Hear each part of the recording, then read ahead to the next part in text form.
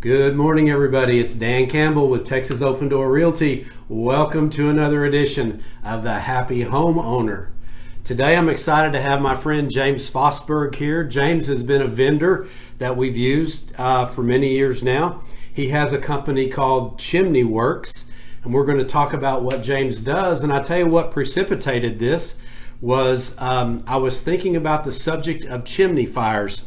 I remember years ago when a house located directly behind me basically burned to the ground, and I found out later, James, that the reason why that house had burned is because the chimney caught on fire. They had a blazing fire in the fireplace one winter night, and the chimney caught on fire and the house basically burned to the ground. So that made me realize, wow, I need to pay attention to this for our clients and our homeowners.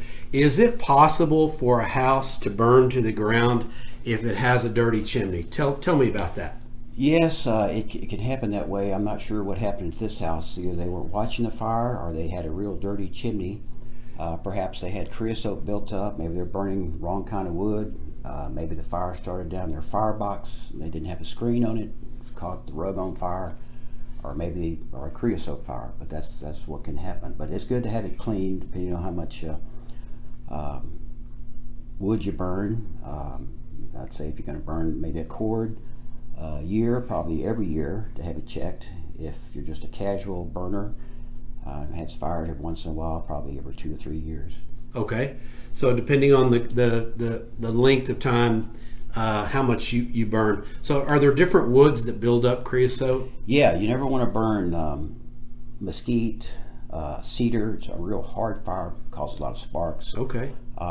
Newspapers are bad too, and lumber. People sometimes, I've been in the homes that the guy's he's using his kindling for I guess to start the fire. So that's bad. You get chemicals in there.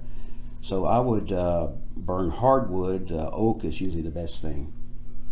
Okay. Oak is that causes the least amount of trouble. Right. It's good hardwood, slow burning wood, and it's not a real fast sappy type of tree that can cause creosote built up. Something my wife does that sounds like she shouldn't be doing.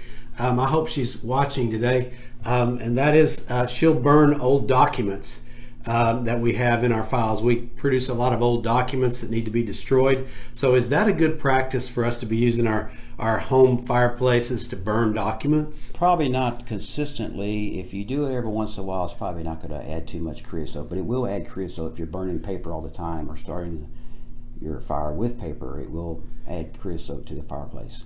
Okay, very good.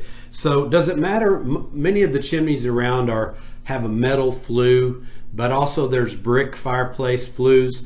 Tell us the difference between a brick fireplace and a metal fireplace chimney. Well, the bricks are usually a bigger fireplace.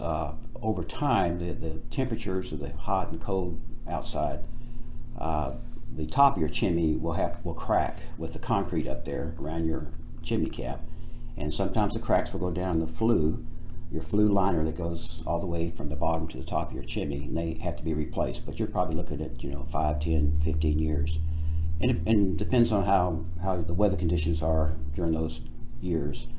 Aluminum or the stainless steel is probably lasts forever. Okay. They're smaller, but you have what looks like real brick panels, but they're actually fake brick, and those panels can come out and be repaired. So if you have to crack one, or if one of them gets too hot, but they hold up very well. So that's kind of the difference on. Okay. Sometimes in our houses that we work with our clients, there is cracking in that fake brick. Mm-hmm. So should clients be concerned about that if they Yes. see a cracking in that You fake have brick? you have a wall behind there, so it protects it. If it's a small crack, it's not too bad, but you just want to kind of watch it. But there's a compound called refractory cement. It's a fireproof cement that you can patch that up there, probably up to about 1/4 inch. But if it gets any bigger, the whole panel should be replaced. And you can replace the whole panel? Yes. All They right. come in sections. You got the left, right, and the back panel. Okay, very good. Is that something you do? Yes. Okay, Yes. excellent. I do pretty much everything. Do the panels like we were talking about, and the aluminum fireplaces. I do the concrete on the brick masonry ones, replace the concrete. If the bricks are loose inside your fireplace. Do you patch that concrete on top on some of these older chimneys? That's called the crown. That's where your chimney cap usually is. And that will crack over time, and it has to be replaced. You have to put new rebar and concrete on top there. And sometimes your flue liners, if it's an older home, they'll crack all the way down. Those kind of an orange tile that goes all the way from the top of your roof that you put your cap on back down to the bottom of your fireplace. And sometimes they'll crack all the way down. Okay. And they leave a crack. You have a little dead space in there, but it's always good to replace those too, because moisture, and then the crack expands to a larger crack. Okay. So if I have you in to clean my chimney, is my house going to get dirty because of the job that you do? A lot of people ask those questions, but no, we have a chimney vacuum cleaner. It's got a real thick filter in there, and it's got a real strong blower. Okay. And so there's no soot or dust or particles that come through your house. We put tarps down on the floor and over the chimney to make sure that it's all protected. Okay, what's the, I know it would depend, but can you give me a range of what the price range would be if I had you out to clean my chimney? Yes, probably depends on location. If you're out in the suburbs or out in the rural areas, it's a different price. 1 story, 2 story. I'd say ballpark 95 to probably 250. Okay, between 95 and 250. Right. Mm-hmm. And as far as other services that Chimney Works does, you mentioned before we went on the air that there are some other things that, as time allows, you also do. So do you want to mention some of those? Being on top of the roof and looking at the chimney, sometimes your limbs, people have tree limbs that can be dangerous and will sometimes take off your cap if you don't have your trees pruned back. So I do that too, pruning trees off the roof. We also kind of expanded out to landscape work. Brick walls, flagstone, rocks, gravel, mulch, and trimming bushes. Since we trim trees, we trim bushes also. Okay, wow, that's great. These are things that a lot of my clients, they ask me all the time, who do you know that does this and One this? job leads to another. So that's great. I need to remember that you do. I didn't even know you did some of those things. So that's awesome. If someone wants to contact you to come and look at their chimney, how do they do that? They can either go on Google. If I'm not there, then they can call me.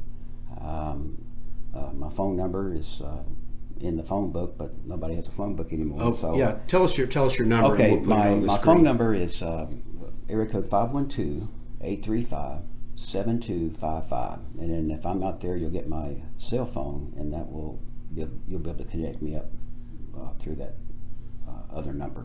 Okay, very good. Can you say that number one more time? Okay. The main line is 512-835-7255. Okay, great. So if you're interested in having your chimney looked at, have James come out. We're approaching the fire building season, so I encourage you to do that. Well, listen, it's been great to have you today, and thank you, James, very much for being with us. James Fosberg of Chimney Works. And so we'll put his contact info on this video as well. But if you need to contact me, Dan Campbell, Texas Open Door Realty, you can reach us at dan@texasopendoor.com, or my phone number 512-699-7082. And we look forward to helping you guys out. And this has been another edition of the Happy Home Owner. Thank you.